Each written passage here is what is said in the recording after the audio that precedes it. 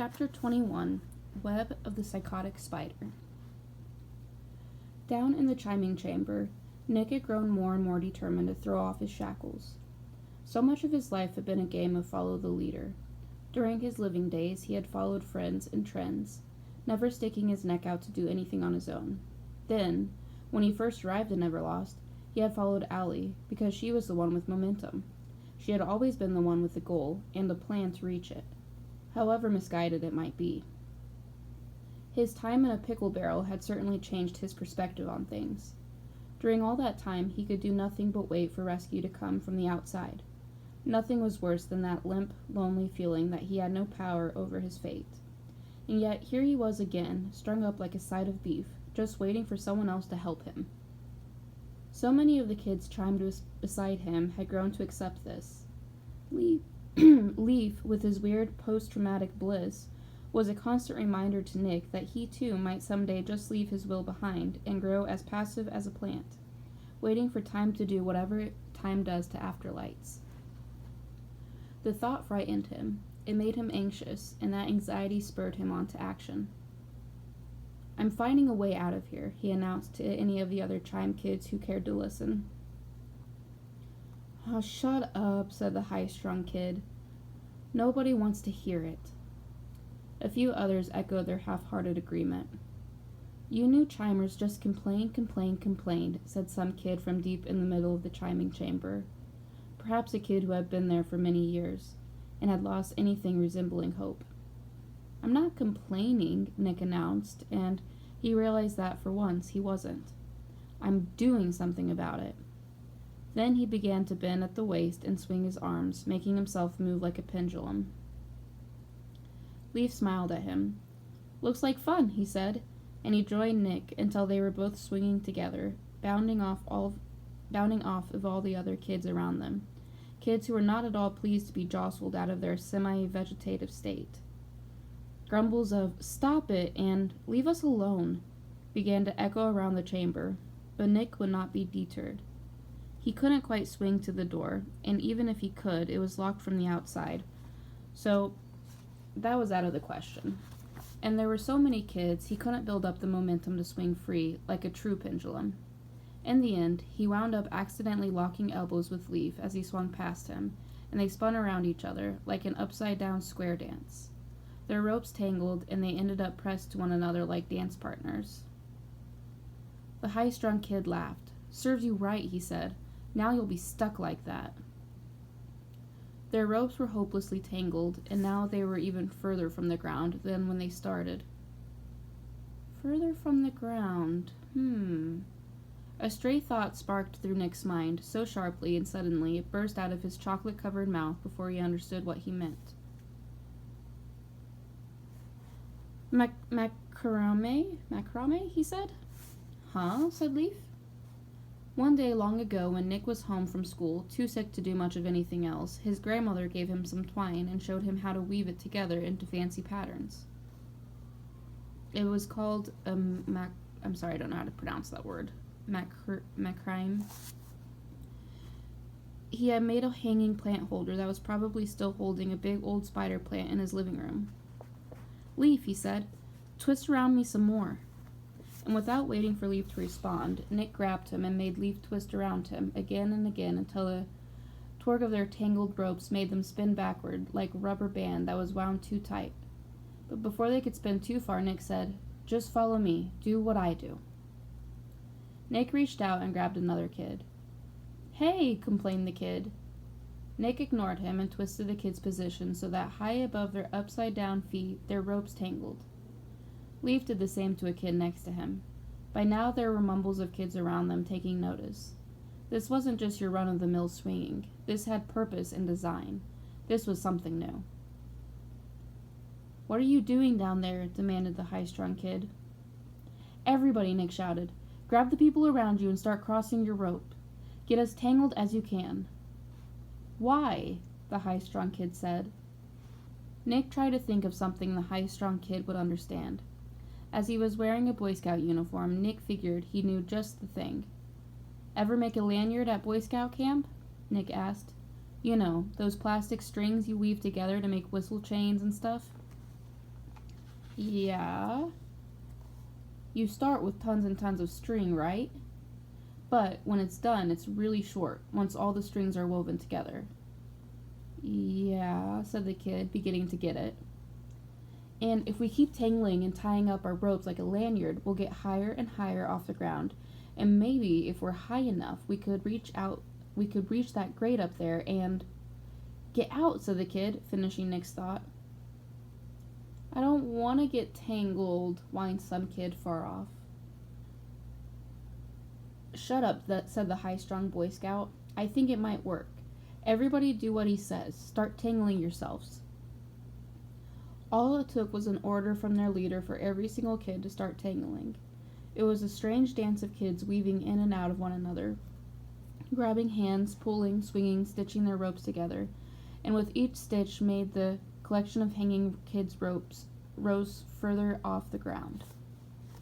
It took more than an hour, and when it was done, and there was not an inch of give left in their ropes, they had risen at least 20 feet. The result was hardly a lanyard, or even a plant holder. Their ropes were a tangled mess, and the kids themselves were all tied up inside it like flies caught in the web of a large psychotic spider. From where Nick hung, he could see the opening above them, so much closer now, only about 10 feet away. If he were free from the blasted rope, he could climb up the tangle and get out. If only there were rats to chew through the ropes. He looked around. None of the kids who had been near him before were near him now. He was faced with an entire new set of neighbors. In fact, everyone was chatting. Those who remembered their names were introducing themselves. This was more life than any of these kids had shown for years. Even the screamer, who had pouted ever since Allie forbid him to scream, was happily talking away. Still, while the tangle brought some much-needed variety to their dangling existence, it hadn't freed anyone. Nick had to think. There had to be more he could do. And then, among all the chatty voices, he heard one kid ask, "What time is it?" Through the interwoven ropes, he saw the kid in pajamas who everyone called Hammerhead. An idea came to him, and it amazed Nick that no one in the chiming chamber had thought of this before, being so deep and docile in their upside-down ruts. But then Nick himself hadn't really been thinking outside the box until today, had he? There wasn't much slack left in Nick's rope, but he pulled his way through the clog of kids and got them to shift positions, enabling him to inch forward until finally he was just a few feet away from Hammerhead, who smiled at him, showing his pointy teeth. This is more fun than a feeding frenzy. Right. Hey, how'd you like to help me out? Sure, what do you want me to do? It took Hammerhead less than 5 minutes to gnaw through Nick's rope. There's a problem in the chiming chamber, a nervous crewman told the McGill. The McGill sat forward in his throne. What kind of problem? Well, sir, they all seem to have gotten tangled. So, untangle them. Well, it's not as easy as it sounds. Frustrated, the McGill came out on deck and went over to the grate above the chiming chamber. He pulled it open and looked down into the depths to see the situation for himself. His captives weren't just tangled, they were talking. They sounded happy. This was entirely unacceptable. Do we have something vile to pour on them? I'll go check, said the crewman, and he ran off. The McGill looked down at the tangled mob of kids again. They look very uncomfortable, he said. Certainly they were talking now, but in time they grow tired of this new situation and realize how much more unpleasant this tangle was than simply hanging upside down. Pour something on them, then let them be, the McGill told the crewman when he returned. They'll be miserable again soon enough. As he walked off, for an instant the McGill thought he caught a whiff of chocolate somewhere on the open deck, but decided it must have just been his imagination. That's the end of chapter 21. We'll read chapter 22. Member of the Cabinet. Nick had made it out, but there was nowhere on the Sulphur Queen for him to go. Everywhere, at every staircase, every gangway, every hatchway, was some ugloid cleaning. True, the ship was full of dark corners in which to hide, but dark corners were useless to him, because he couldn't douse his afterlight glow. A corner was no longer dark once he was in it. He didn't have a plan yet for getting off the ship, but maybe if he could find Allie, they could work together. By now, she must know the ship better than he did. The problem was, he had no idea where she was, and he wasn't in any position to go trapezing around the ship looking for her. In the end, he retreated back into the bowels of the ship. Not the chiming chamber, but one of the treasure holds. It was the best place to hide, for no one dared to come down and disturb the McGill's possessions. He would hide here until the night hours, when the crew was down below, engaged in games or brawls or whatever. Those were the hours when he could more easily sneak around the ship. Then he would search for Allie. But for now, he found himself a large oak cabinet. He slipped inside, pulled the doors tightly closed, and waited. The dragon's hoard in the central treasure hold was a treacherous mountain of mismatched booty. Allie, who had been here several times hunting for books worth reading and other things to pass the time, knew she had seen an old-fashioned typewriter. She just wasn't sure where. The stuff in the chamber was a mixture of pure junk and treasure. The McGill did not discriminate. If an object crossed over and he could get his hot little hands on it, it came on board and got dumped here. Jules sat side by side with empty beer bottles. The McGill was currently in his war room, planning a landing party to a greensoul trap in Rockaway Point.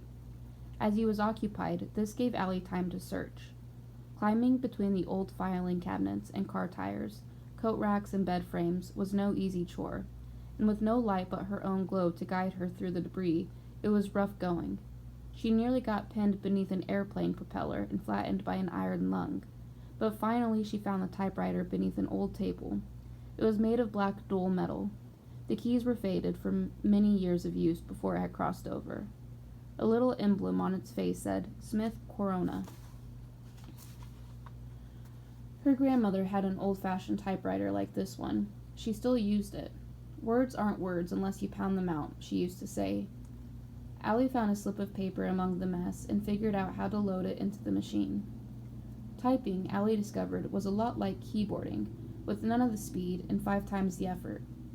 She shuddered to think of people spending day after day plunging their fingers against the little circular keys, which sank down a whole inch before flinging up an iron arm to smack the ribbon and leave a single letter imprinted on the page. She was thankful she had only a short phrase to type, but even so, she made enough mistakes to slow her down. The little typing arms kept getting stuck together like too many people trying to fit through a door. It took her 4 attempts before she had typed her message perfectly. Then she put the typewriter back where she found it and went looking for scissors. In the end, she had to settle for the tiny scissors on a Swiss Army knife she had found on the floor. When she was done, she slipped the little piece of paper into her pocket. She was about to put down the Swiss Army knife when she heard the voice behind her. Admiring my treasure? She spun so fast, the Swiss Army knife flew from her hand and embedded itself in the McGill's dangling eye. He pulled it out and dropped it to the floor. The wound healed instantaneously, as did all wounds in Everlost. Careful, he said. You'll put out an eye with that thing. Allie gave him a weak little chuckle. If you're trying to steal something, I wouldn't if I were you, he said. Anything you steal, I will make you eat. It might not hurt, but you'll feel it sitting heavy in your stomach forever. I'm not stealing, Allie told him. I'm just exploring. The McGill turned to look toward the door leading to the chiming chamber. I'm surprised you're not visiting your friends. I don't need to visit them, she said. You'll free them soon enough. Are you so sure of that? How do you know I'll keep my word? I don't, but what choice do I have but to trust you? The McGill pulled his lips back in a smile and reached a hand toward her. She grimaced, not wanting to feel his dry, bloated touch, but instead her cheek was met by something soft. She looked down to see that his right hand was no longer covered in peeling scales, but instead in soft, mink-like fur. The fingertips still had sharpened yellow nails, but the hand itself was soft. As I said, I've been working on giving myself a soft touch. Allie still pulled away. Don't change yourself for me. I'll change myself any way I like. It's still monstrous. Good, that's how I like it. The McGill looked around proudly at his treasure trove. There are girls' clothes in here. You could find something nicer to wear. I can take care of what I'm wearing. It's what I died in. Or I can't take off what I'm wearing. It's what I died in. You can wear something over it. Then the McGill spotted a big oak cabinet. I think there might be something in there. And with both hands he grabbed the handles and pulled it open wide. Nick had heard the whole conversation between Allie and the McGill, and through it all he counted the seconds until the McGill would leave. When he heard the McGill mention the cabinet, his heart sank. It was just his luck, wasn't it? If the McGill opened the cabinet and saw him, he'd probably hurl the entire thing over the side with Nick still in it. Nick pulled his knees to his chest, tried desperately to hide behind a wedding dress that was hanging there, and closed his eyes. The cabinet creaked open, and Allie, who was standing a few feet back, saw Nick immediately. She gasped. She couldn't help it. The McGill, however, standing right in front of the cabinet, had a view of the wedding dress and not the boy behind it. The McGill turned to Allie, obviously thinking her gasp was about the gown. Allie forced her eyes away from Nick so the McGill couldn't follow her gaze. The tip of Nick's shoe was sticking out from under the dress, so Allie approached it and fluffed the petticoat out a bit, pretending to admire the lace fabric. It hid the tip of the shoe from view. Thankfully, the dress was thick enough to hide Nick's glow, and the cabinet had a strong camphor stench of mothballs, which overpowered any hint of chocolate in the air. I won't be a monster's bride, Allie said. Then she grabbed the door of the cabinet and forced them closed, nearly catching the McGill's hand in the process. The McGill glared at her. Who said I'd ask you? Then he stormed away. Allie waited until she was sure he was gone, then waited twice that long again before she returned to the cabinet and pulled it open. What are you doing in here? Do you know how dangerous it is? If they find out you escaped... They won't find out. There are hundreds of kids in there. It's not like they could count us all the time. If you're caught, you're history. So I won't get caught. Allie looked around. Did Leaf come with you? Is he in here? Is he hiding somewhere?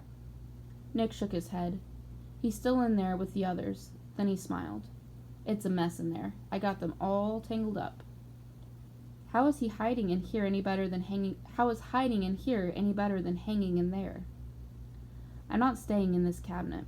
As soon as I can, I'm getting off this ship, and I'm bringing back help. And exactly how are you going to do that? That's the part I haven't figured out yet. I'm the one with the plan, said Allie. Escaping now will just screw things up. We've been waiting on your plan for weeks. Weeks, thought Allie. Has it been weeks? The best plans take time, she told him. Nick took a moment to look her over, then said, I think you like it with the McGill. You've got some kind of power over him, don't you? I don't know what it is, but you do, and you like it. Allie wanted to just grab him and shake him. It was an insulting suggestion. It was preposterous. It was true. I have a scheme to get us all out of here, if you just wait. I'm not waiting anymore. And anyway, 2 schemes are better than 1. Allie clenched her fists and growled, sounding more like the McGill than she cared to admit. Even if you get off the ship, who do you think is going to help you? Mary, Nick said. Allie laughed at that and realized how loud her voice had gotten. She looked around to make sure they were still alone, then brought her voice down to an intense whisper. She didn't help us before, and she won't help us now. I can convince her to. I know I can. You're an idiot. We'll see who's the idiot. As frustrating as this was, Allie did not want to stand around and argue. Every moment they spoke was another moment they were in danger of being caught. I can steal a lifeboat, Nick said. Once they realize it's gone, it won't take long to figure out who took it. The McGill will punish Leaf, and probably me too. We can cut Leaf down. All 3 of us can go. Allie thought about it, but shook her head. The McGill thinks I'm teaching him to possess people. The second he realizes I'm gone, he'll come after me. No, thought Allie. The best way to get Nick off the ship would be to do it secretly, and in such a way that there were no telltale signs that he had gone. How about this, Allie said. Tomorrow morning, the McGill is sending out a landing party to check one of his green soul traps. If you can somehow get aboard that boat when it heads for shore. Okay, yeah, that might work. I'll stay on deck and try to keep anyone there distracted, but it's up to you to find a way to hide on that boat. Allie thought about it. I'll put some blankets in the boat. Maybe you can hide beneath them? Allie looked around again and leaned closer to Nick. If you get through to Mary, tell her that if she wants to face the McGill, then she has to go to Atlantic City. There's a gang there that can help her fight the McGill, if she can convince them to join forces. Allie shut the doors to the cabinet, closing Nick in once more. Remember, tomorrow, at dawn. How will I know when it's dawn? Said Nick, from inside. She left Nick to work that one out for himself. She climbed up to the quarterdecks, then out into the open air. It was twilight, and the McGill was at the bow watching the sunset over the land. He did this each day. The McGill was such an odd beast, reveling in his own putrescence, and yet taking joy from the beauty of a world he was no longer a part of. Nick said they had been there for weeks, and Allie couldn't deny it. For the life of her, she had no feel for the time that had passed. Well, she had stalled long enough. Nick was right. It was time for action.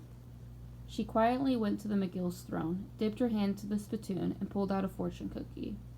Gently, she found a corner of the paper inside, and carefully pulled it out, crumbling it, and inserted the fake fortune that she had typed. Then she dropped the cookie back into the container, where it sat like a little time bomb, waiting for the McGill's grubby, greedy claw. At dawn the following day, the McGill and a crew of 5 left for the Sulphur Queen on a lifeboat for a brief trip to Rockaway Point. Someone had left several blankets in the corner of the boat, and the McGill removed them, ordering they be thrown into the hold with the rest of his belongings. There was no need of them there. The boat was lowered to the water. The McGill ordered the motor started, and they were off. No one paid much attention to the mooring rope tied to the lifeboat's bow, which dragged in the water. Had they pulled that rope in, they would have found Nick submerged beneath the waves, holding on with the rope wrapped around his arm twice as the boat powered its way to shore. End of chapter 22.